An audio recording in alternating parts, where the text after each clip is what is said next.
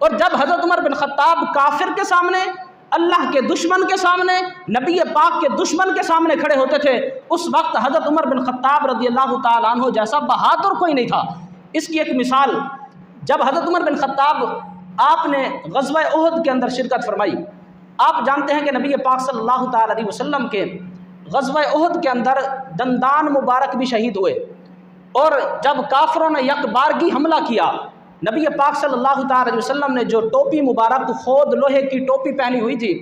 اس کے جو دندانے تھے وہ نبی پاک علیہ السلام کے رخساروں کے اندر چلے گئے۔ یہ نقصان ہوا، اس وقت زار و قطار حضور کا خون بہہ رہا تھا،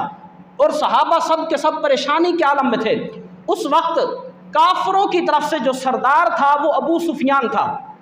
ابو سفیان نے اس وقت ایک بات کہی تھی۔ اب سارے کے سارے مسلمان جو ہیں پریشان ہیں، صحابہ اس افراتفری میں ہیں کہ نبی پاک صلی